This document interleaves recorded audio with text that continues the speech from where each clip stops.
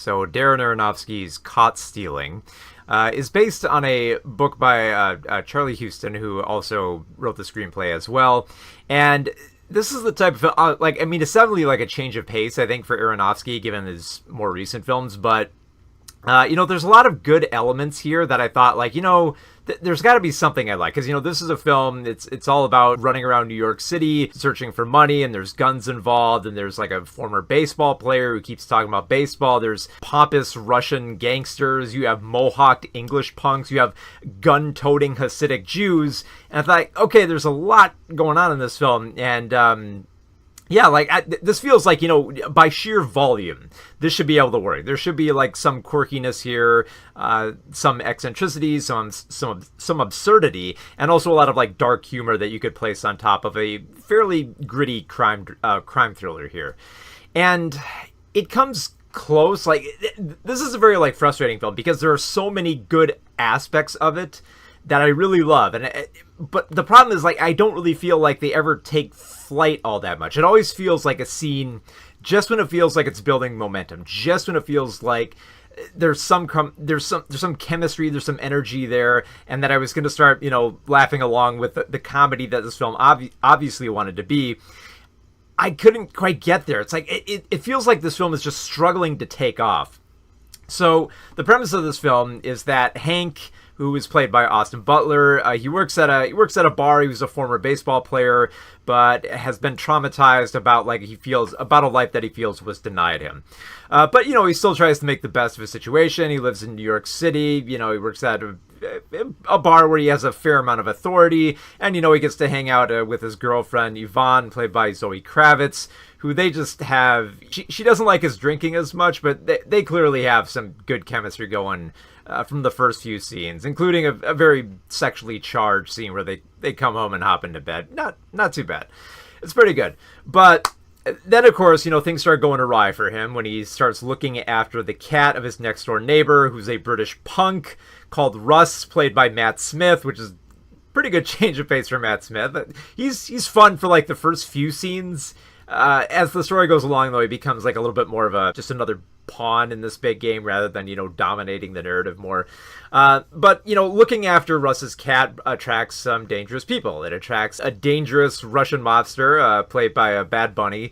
It attracts a corrupt cop, played by Regina King, who doesn't seem all that trustworthy. And it attracts some Hasidic Jews who look like they're on their way to a mitzvah, except they gotta stop off and beat some people up, steal some money, and gun some people down, which they do in this film. And the two Jews here are played by Liev Schreiber and Vincent D'Onofrio. They meld pretty well into these roles.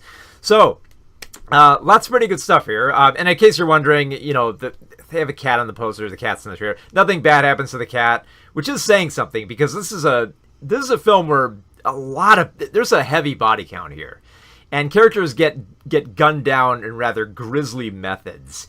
That it's pretty damn shocking how violent this film gets at times. Which I would like. I do appreciate the fact that this film isn't afraid to get like dark. Like very dark, in fact. Like you feel really bad for how much Hank gets beat up and brutalized by all these criminal elements. And it never stops. Like, he gets beaten up so bad he ends up in the hospital. Like, stitches get pulled out. He's tortured in the worst ways. It gets pretty gruesome. And the thing is, I feel like there's almost kind of like a tightrope that you have to walk with that type of material if you want it to still be funny. You could almost play this up straight as just a crime thriller, like a very fast-paced crime thriller. But like one that will be a little bit more serious. And I almost kind of wish it was, just because a lot of the times that this film tries for jokes, like, they don't quite hit. It feels like Aronofsky just like set up all these quirky, interesting characters, just got them on set, and just hope that if he turned on the camera, the magic would be there when they just start reciting their lines and going through the intricate plot that Hank tries to navigate through. And it just, I get like the general idea of what's going on here, but just like it never feels like it connects with that offbeat tone. It always feels like there's a little bit of like a compartmentalized aspect to where Hank has to watch like a lot of his friends and associates get gunned down in the most vicious way possible, and other scenes where dicking around in his bathroom and touching cat poop and stuff like that. It always feels like these scenes feel like they should be funny. But I feel like they needed like another take or another try, or just stay in them a little bit longer, just so that there's more of a flow. Because without having that level of chemistry where you like the characters enough that you like their charm and you just want to hang out with them, it just feels like, oh, here's the moment we'll be funny, and oh, here's the scene where we're going to be serious and talk about the plot, about who has the money, who has this key, where do we got to get to across town, and then we'll have a little joke here and a little joke there.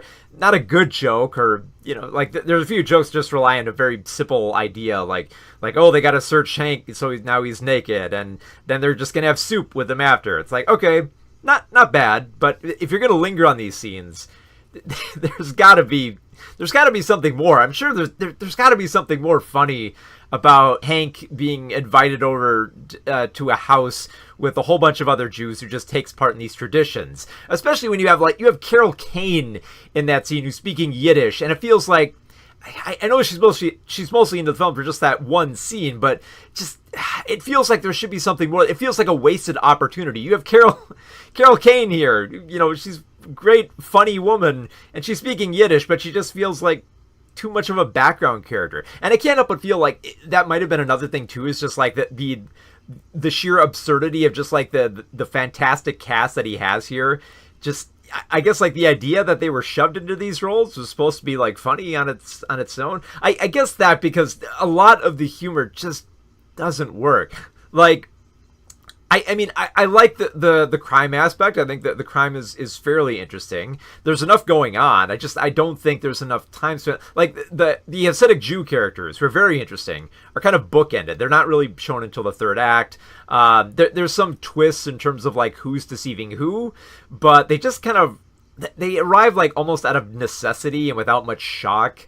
Regina King she's usually really good here. She is trying to make a meal out of her role of this cop who's not all that trustworthy and pretty bloodthirsty and vicious. She's not bad. The Russian mobsters, they're pretty funny. I mean, they're mostly supposed to be portrayed as being out of their element here, and they are for a bit, but I feel like a little of them goes a long way, and we do spend quite a lot of time with them just trying to make jokes. Like, I guess the joke is kind of like one Russian mobster keeps trying to make jokes about Hank, and they never quite fit. It always just feels like he's taking the little English that he knows and tries to like make a joke out of it. And I guess the amusing part of that is that they're not really that funny. It's just like all these American words that he's just shoving out there. I guess like I kept waiting for, because like there are aspects where you can see the comedy happening here.